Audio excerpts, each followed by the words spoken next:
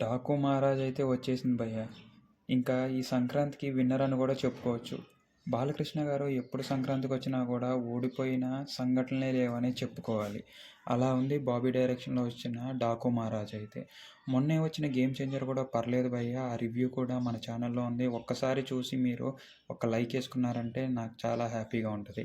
And more over ఇక్కడికి వచ్చేసరికి మనం రివ్యూలోకి వెళ్ళాలంటే మీరు కింద ఒకసారి కామెంట్స్ రూపంలో జై బాలయ్య అనండి. అలా ఉంది మూవీ మాత్రం. ఉర్ఫీ గారు కూడా బాలకృష్ణ గారి పక్కన సరిగ్గా సూట్ అయ్యారనే చెప్పాలి. రొమాంటిక్ యాంగిల్ కూడా ట్రై చేద్దాం అనుకున్నారులే కానీ ఓకే, పర్లేదు, మూవీ అయితే ఎంగేజింగ్గానే వెళ్తుందని చెప్పుకోవాలి. అండ్ డాకు మహారాజ్ విషయానికి వస్తే హయ్యెస్ట్ ప్లస్ పాయింట్ ఏంటో చెప్పగలరా మీరు? ఇక్కడే పాజ్ చేసి మీరు ప్లస్ పాయింట్ ఏంటో చెప్పండి మూవీ చూసినట్టయితే. అదేంటో కాదండి, తమనన్న గారి మ్యూజిక్ అండ్ సాంగ్.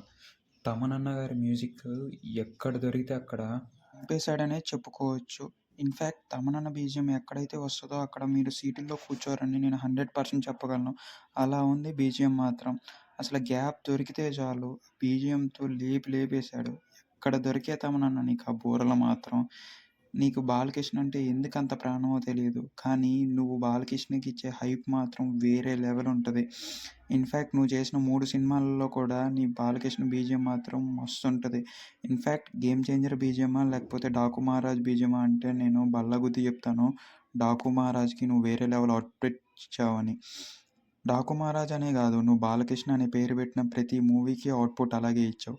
మరి బాలకృష్ణ మీద ఎందుకు అంత ప్రేమో నాకైతే తెలియదు.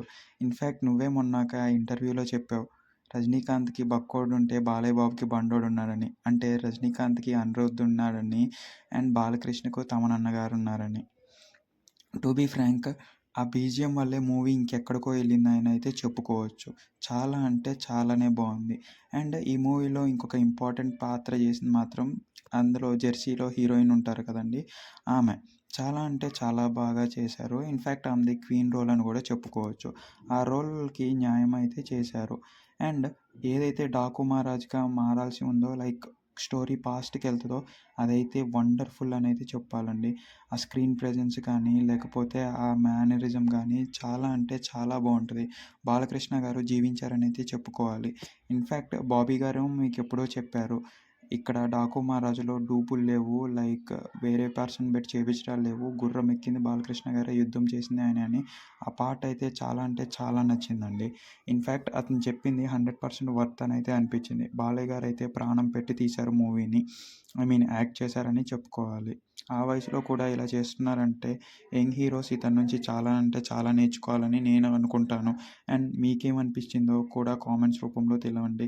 అండ్ ఎంతమంది ఈరోజు ఈవినింగ్ కూడా మూవీకి వెళ్ళాలనుకుంటున్నారో ఒక్కసారి కామెంట్స్ రూపంలో తెలిపితే మిగతా వాళ్ళు చూశారు. మూవీ చూసిన వాళ్ళు ఉంటే ప్లీజ్ మీ రివ్యూ కూడా ఇవ్వండి. అండ్ మేము అది కూడా కన్సిడర్ చేస్తాము. మన మూవీలో ఇంతకుముందు వచ్చిన గేమ్ చేంజర్ మూవీ రివ్యూ కూడా ఉంది, ఒకసారి వెళ్ళి చూసేయండి. అండ్ బాలకృష్ణ గారి మూవీలో ఇంకా ప్లస్ పాయింట్స్ ఏమన్నా ఉన్నాయంటే సైడ్ క్యారెక్టర్స్ అండ్ ఆ ఫ్యామిలీ అండి. చాలా అంటే చాలా బాగుంటుంది.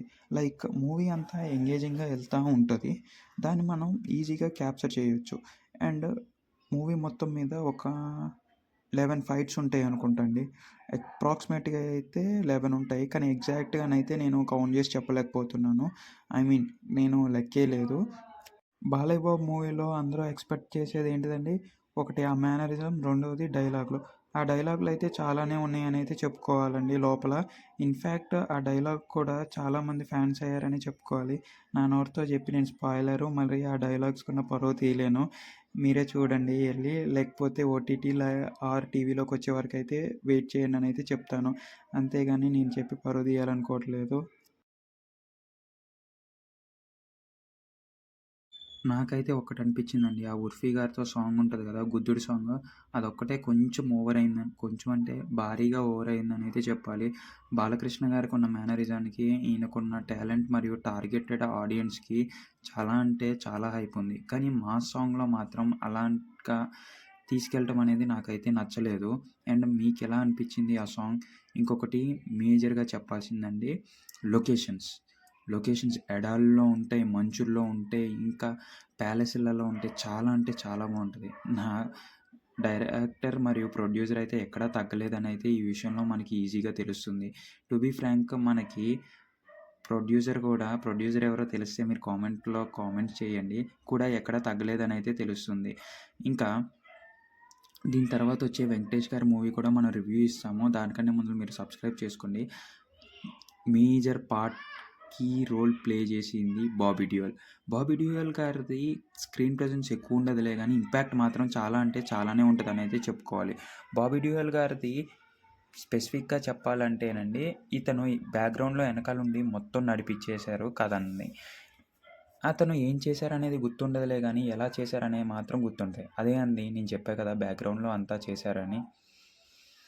మొత్తం అనేది నేను చెప్పలేకపోతున్నా. 12 ఫ్లైట్స్ ఉంటాయి అనుకుంటా. 12 మాత్రం చాలా అంటే చాలా అద్భుతంగా తీశారనేది చెప్పాలి. డాకు మహారాజ్ బాలకృష్ణ గారి కెరియర్లో one of the biggest hit and biggest movie అని అయితే నేను ఈజీగా చెప్పగలను. టు బీ ఫ్రాంక్, నందమూరి ఫ్యాన్స్కి మరియు మాస్ ఆడియన్స్కి పర్ఫెక్ట్ మూవీ పడ్డదని అయితే సంక్రాంతికి చెప్పేస్తున్నాను. ఇంకా మీకు ఏమైనా డౌట్స్ ఉన్నా కూడా ఒకసారి మూవీని చూస్తే క్లారిటీ వచ్చేస్తుంది. ఈ వయసులో అతను ఏం చేశారో అనే డౌట్స్ పెట్టుకోవద్దు. ఎందుకంటే అదే డౌటు మూవీ చూడకముందు చాలామందికి ఉండేది. అది దానన్నిటికి ఒక్క మూవీ అండ్ ఒక్కొక్క షాట్లో మీకు ఫ్రేమ్ వర్క్ కనిపిస్తుంది, ఆ హార్డ్ వర్క్ అనేది కనిపిస్తుంది. అదీ కాక ఇందులో ఇంకా చాలామంది రోల్సే ఉన్నారు. అవి నేను మీకు డిస్క్లోజ్ చేయాలనుకోవట్లేదు. ఎందుకంటే మీరు అవి మూవీలో చూసి ఎక్స్పీరియన్స్ చేస్తే చాలా అంటే చాలా బాగుందని అయితే చెప్పగలను. ఇన్ఫ్యాక్ట్ మీకు ఇక్కడ 3 హీరోయిన్స్ అని అయితే కనపడతారు. అవి కూడా ఒక్కొక్క క్యారెక్టర్ కూడా ఒక్కొక్కలా రాసుకున్నారు. సో దట్ దాని ఇంపాక్ట్ కూడా మనకి కూర్చున్నోళ్ళకి చాలా అంటే చాలా బాగా తెలుస్తుంది. అండ్ ఈ మూవీకి మనం ఇచ్చే రేటింగ్ మాత్రం 4.1 అయితే ఇస్తున్నాం 5కి. ఎందుకంటే బాబీ గారు ప్రాణం పెట్టి తీశారు కాబట్టి దాని అవుట్పుట్ కూడా అంతే క్లారిటీ అంతే బ్యూటిఫుల్గా వచ్చిందని అయితే చెప్పుకోవాలి. అండ్ సంక్రాంతి విన్నర్ కూడా అని చెప్పుకోవచ్చు.